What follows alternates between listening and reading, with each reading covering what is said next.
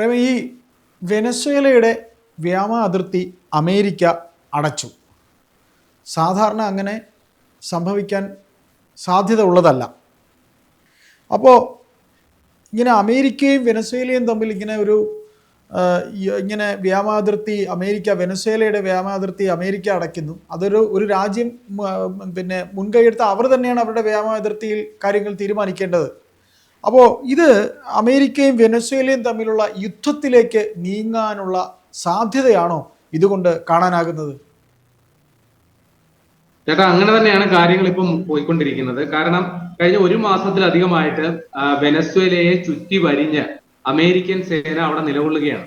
അതിന് അമേരിക്ക പറയുന്ന ന്യായീകരണം ഈ വെനസ്വേല കേന്ദ്രീകരിച്ച് അല്ലെങ്കിൽ അവരുടെ സമുദ്രമേഖല കേന്ദ്രീകരിച്ച് വ്യാപകമായി മയക്കുമരുന്ന് കള്ളക്കടത്ത് നടക്കുന്നു, അല്ലെങ്കിൽ മനുഷ്യക്കടത്ത് നടക്കുന്നു. അതിനെ ചെറുക്കുന്നതിന് വേണ്ടിയിട്ടാണ് അമേരിക്കൻ സേന നിലകൊള്ളുന്നത് എന്നാണ് ട്രംപിന്റെ വാദം. അപ്പൊ അതിനു വേണ്ടിയിട്ട് ലോകത്തിലെ ഏറ്റവും വലിയ യുദ്ധവാഹിനി വിമാനമായ USS ജെറാൾഡ് ഫോർഡ് എന്ന് പറയുന്ന ഭീമൻ ഒരു വിമാനവാഹിനി കപ്പലും അമേരിക്കയുടെ തന്നെ മറ്റു പടക്കപ്പലുകളുമെല്ലാം ഈ വെനസ്വേലയുടെ സമുദ്രാതിർത്തിയോട് ചേർന്ന് നിലകൊള്ളുന്നുണ്ട്. ഏതാണ്ട് 15,000-ലധികം സൈനികരും ഈ വിവിധ കപ്പലുകളിലായിട്ടുണ്ട്. അപ്പൊ ഇതിനോടകം തന്നെ ഈ കള്ളക്കടത്ത് എന്ന പേരിൽ നടക്കുന്ന മയക്കുമരുന്ന് കടത്ത് എന്നൊക്കെയാണ് അമേരിക്ക ന്യായീകരിക്കുന്നത്. 21 ബോട്ടുകൾക്ക് നേരെ അമേരിക്കൻ സേന ആക്രമണം നടത്തി. അതിൽ 80 പേർ കൊല്ലപ്പെടുകയും ചെയ്തു. അപ്പോൾ അമേരിക്ക ഇക്കാര്യം പറഞ്ഞ് വാസ്തവത്തിൽ വെനസ്വേലയുടെ പ്രദേശത്ത് ഒരു സംഘർഷാന്തരീക്ഷം സൃഷ്ടിക്കുന്നത് വെനസ്വേലയിലെ നിലവിലെ അവിടുത്തെ ഭരണകർത്താവ് നിക്കോളാസ് മദുറോ എന്നാണ് അദ്ദേഹത്തിന്റെ പേര്. അദ്ദേഹത്തെ സ്ഥാനഭ്രഷ്ടനാക്കുക എന്നുള്ളതാണ്. ഇപ്പൊ വെനസ്വേലയുടെ പ്രസിഡന്റ് പദവിയിലേക്ക് അദ്ദേഹം 3ാമത് തവണയാണ് തെരഞ്ഞെടുക്കപ്പെടുന്നത്. അപ്പൊ ഈ 3ാമത് തവണയും ഈ തെരഞ്ഞെടുപ്പ് നടപടിക്രമങ്ങളൊക്കെ അട്ടിമറിച്ചുകൊണ്ടാണ് ഇദ്ദേഹം തെരഞ്ഞെടുക്കപ്പെട്ടത് എന്നുള്ളതാണ് അമേരിക്കയുടെ വാദം. അതുകൊണ്ട് തന്നെ നിക്കോളാസ് മദുറോയെ വെനസ്വേലയുടെ പ്രസിഡന്റ് എന്ന പദവിയിലേക്ക് അമേരിക്ക അംഗീകരിക്കുന്നതേ ഇല്ല. പകരം അവിടുത്തെ പ്രതിപക്ഷ നേതാവിനെയാണ് അമേരിക്ക അംഗീകരിക്കുന്നത്. കഴിഞ്ഞ തവണയും അങ്ങനെ തന്നെ ആയിരുന്നു. അപ്പൊ ഇദ്ദേഹം ഒരു തീവ്രവാദിയാണ്, മയക്കുമരുന്ന് കള്ളക്കടത്ത് സംഘത്തലവൻ നേതാവാണ് എന്നൊക്കെയാണ് അമേരിക്ക വാദിക്കുന്നത്. കാരണം ഈ വെനസ്വേല കേന്ദ്രീകരിച്ച് പ്രവർത്തിക്കുന്ന കാർട്ടൽ ഡെ ലോസ് സോളോസ് എന്ന് പറയുന്ന ഒരു മയക്കുമരുന്ന് കള്ളക്കടത്ത് സംഘമുണ്ട്. അപ്പൊ അത് ഈ നിക്കോളാസ് മദുറോയുടെ നിയന്ത്രണത്തിന്റെ കീഴിലുള്ള ഒരു സംഘടനയാണെന്നുള്ളതാണ് അമേരിക്കയുടെ വാദം. ഈ പറയുന്ന കാർട്ടൽ ഡി ലോസ് സോളോസിനെ ഭീകര സംഘടനയായിട്ട് പ്രഖ്യാപിക്കാനും അമേരിക്ക പദ്ധതിയിടുന്നുണ്ട്. അപ്പൊ ഇതിന്റെയൊക്കെ ഭാഗമായിട്ടാണ് ഈ മദുറോയെ ആ രാജ്യത്ത് നിന്ന് പുറത്താക്കണം, അവിടെ അധികാരത്തിൽ നിന്ന് പുറത്താക്കണം. അമേരിക്കയ്ക്കും അമേരിക്ക പിന്തുണക്കുന്ന സഖ്യരാജ്യങ്ങൾക്കും ഈ വെനസ്വേലിയൻ പ്രസിഡന്റിനെ അവർ അംഗീകരിക്കുന്ന നിലപാടല്ല ഉള്ളത്. അപ്പൊ അതിനു വേണ്ടിയിട്ടാണ് അവർ ഈ സൈനിക നീക്കമെല്ലാം നടത്തിയിരിക്കുന്നത്. കൂടാതെ ഇപ്പോ ട്രംപ് അദ്ദേഹത്തിന്റെ സോഷ്യൽ മീഡിയ പോസ്റ്റ് വഴി പറയുകയാണ്, ഈ വെനസ്വേലയുടെ വ്യോമാതിർത്തി, അത് പറയുന്നത് രസകരമായ ഒരു പോസ്റ്റിൽ കൂടിയാണ്. അതായത് നിങ്ങൾ ശ്രദ്ധിക്കുക, ആരൊക്കെയാണ് ശ്രദ്ധിക്കുന്നതെന്ന് പറയുന്നുണ്ട്. എല്ലാ വിമാനങ്ങളും, എല്ലാ പൈലറ്റുകൾക്കും, എല്ലാ മയക്കുമരുന്ന് കടത്തുകാർക്കും, എല്ലാ മനുഷ്യ കടത്തുകാരുടെയും അറിവിലേക്ക് വെനസ്വേലയുടെ മുകളിലുള്ള ആകാശം ഞങ്ങൾ പൂർണ്ണമായി അടയ്ക്കുകയാണ് എന്നാണ് ട്രംപ് പോസ്റ്റ് ചെയ്തിരിക്കുന്നത്. അപ്പോ ഇത് നേരത്തെ പറഞ്ഞു, കടൽ മാർഗമുള്ള കള്ളക്കടത്ത് സംഘങ്ങൾക്കെതിരെയുള്ള നീക്കം എന്ന നിലയിലാണ് അമേരിക്ക സൈന്യത്തെ അവിടെ വിന്യസിച്ചിരിക്കുന്നത്. ഇതേ ട്രംപ് തന്നെ ഇപ്പോൾ പറയുകയാണ്, കരമാർഗം ഉള്ള കള്ളക്കടത്ത് തടയൽ പരിപാടികളും ഉടനെ ആരംഭിക്കും എന്ന് പറഞ്ഞു കഴിഞ്ഞാൽ വെനസ്വേലയുടെ മണ്ണിലേക്ക് അമേരിക്കൻ സേന ഉടനെ ഇറങ്ങും എന്നാണ് ട്രംപ് ഇതുകൊണ്ട് ഉദ്ദേശിക്കുന്നത് എന്നാണ് മനസ്സിലാക്കണം. അപ്പോ കള്ളക്കടത്ത് സംഘങ്ങൾക്കെതിരെയുള്ള പോരാട്ടം എന്ന പേരിൽ വാസ്തവത്തിൽ വെനസ്വേലയിൽ സൈനിക അധിനിവേശം നടത്താനായിട്ടുള്ള പരിപാടിയാണ് ട്രംപ് ഉദ്ദേശിക്കുന്നത് എന്നാണ് നമ്മൾ കരുതേണ്ടത്. മുമ്പ് ഇറാഖിൽ സദാം ഹുസൈനെ സ്ഥാനഭ്രഷ്ടനാക്കാൻ വേണ്ടി അമേരിക്കൻ സേന എങ്ങനെ ഇറങ്ങിയോ സമാനമായ രീതിയിൽ വെനസ്വേലയിലും പരിപാടി നടക്കുന്നു എന്നാണ് നമ്മൾ മനസ്സിലാക്കേണ്ടത്.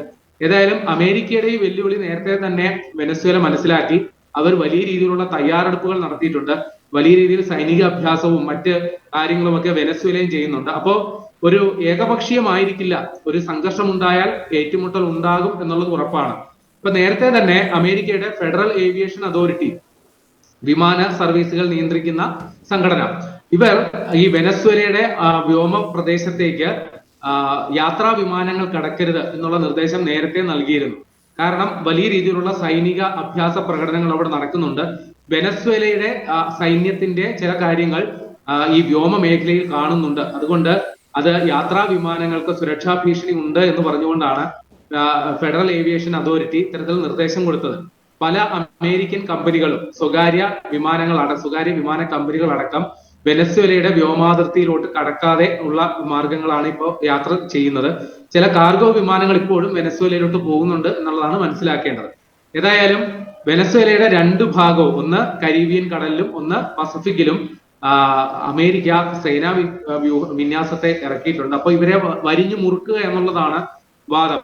അപ്പൊ അമേരിക്ക പറയുന്നത് അമേരിക്കയുടെ തൊട്ടിപ്പുറത്ത് കിടക്കുന്ന മെക്സിക്കോ, അത് കഴിഞ്ഞാണ് ഈ വെനസ്വേല. അതായത് ഇത് വടക്കേ അമേരിക്കൻ ആണ്, വടക്കേ അമേരിക്കൻ രാജ്യങ്ങളുടെ കൂട്ടത്തിലുള്ളതാണ് ഈ വെനസ്വേല. അപ്പൊ ഈ വെനസ്വേലയിൽ നിന്നും മെക്സിക്കോയിൽ നിന്നുമാണ് അമേരിക്കയിലോട്ട് ഏറ്റവും കൂടുതൽ മയക്കുമരുന്ന് കടത്ത് നടക്കുന്നത് എന്ന് ന്യായം പറഞ്ഞുകൊണ്ടാണ് ഇത്തരത്തിൽ സൈനികമായി ഇടപെടുന്നത്. ഏതായാലും വെനസ്വേല ഇക്കാര്യത്തിൽ ഞങ്ങളുടെ വ്യോമാതിർത്തി അടയ്ക്കുക എന്നുള്ള പ്രഖ്യാപനം നടത്തിയ ട്രംപിന്റെ നടപടി അത് ഞങ്ങളുടെ പരമാധികാരത്തെ ചോദ്യം ചെയ്യുന്നതാണ്. ഇക്കാര്യത്തിൽ അന്താരാഷ്ട്ര സമൂഹം ഇടപെടണം, ഐക്യരാഷ്ട്ര സഭയടക്കമുള്ള ഏജൻസികൾ ഇക്കാര്യത്തിൽ നിലപാട് വ്യക്തമാക്കണമെന്നുള്ളതാണ് വെനസ്വേലയുടെ ആവശ്യം. ഏതായാലും അമേരിക്കയെ സംബന്ധിച്ച് അഫ്ഗാനിൽ അവരുടെ സൈന്യത്തെ പിൻവലിച്ചു, അവിടുത്തെ പരിപാടികളെല്ലാം അവസാനിപ്പിച്ചു. ഇറാഖിൽ അവരുടെ സൈനിക സാന്നിധ്യമുണ്ട്, ഇറാനിൽ അവർ സൈനികമായി ഇടപെട്ടു. അതിന് ഈ പരിപാടികൾക്കൊക്കെ ശേഷം അടുത്ത സൈനിക ഇടപെടൽ നടത്തുന്ന ഒരിടമായിട്ട് വെനസ്വേല മാറും എന്നുള്ളതാണ്. ഇപ്പോൾ നമ്മൾ ഈ പൊതുവെ പറയുമ്പോൾ വെനസ്വേലയിലെ നിക്കോളാസ് മദുരോയെ സ്ഥാനഭ്രഷ്ടനാക്കുക എന്ന ന്യായമാണ് അമേരിക്ക പറയുന്നതെങ്കിലും വാസ്തവത്തിൽ വെനസ്വേലയിൽ വൻതോതിൽ എണ്ണ നിക്ഷേപം ഉണ്ട് എന്നുള്ളതാണ് വാസ്തവം. അപ്പൊ അമേരിക്കയുടെ യഥാർത്ഥ കണ്ണ് നിക്കോളാസ് മദുരോയല്ല, അവിടെയുള്ള വൻതോതിലുള്ള എണ്ണ നിക്ഷേപത്തിലാണ് എന്നുള്ളതാണ് ആക്ഷേപം വരുന്നത്. ഏതായാലും വരുന്ന ദിവസങ്ങളിൽ ഇതുമായി ബന്ധപ്പെട്ടുള്ള കൂടുതൽ സംഭവ വികാസങ്ങൾ ഉണ്ടാകും എന്ന് തന്നെയാണ് മനസ്സിലാക്കേണ്ടത്. അമേരിക്കൻ സേന അവർ ഈ മയക്കുമരുന്ന് കള്ളക്കടത്ത് സംഘങ്ങൾക്കെതിരെ നടത്തുന്ന പോരാട്ടം കരയിലേക്കും വ്യാപിപ്പിക്കും എന്ന് പറയുന്നതിന്റെ അർത്ഥം വരുന്ന ദിവസങ്ങളിൽ തന്നെ അമേരിക്കൻ സേന വെനസ്വേലൻ അധിനിവേശം നടത്തും എന്ന് തന്നെയാണ്.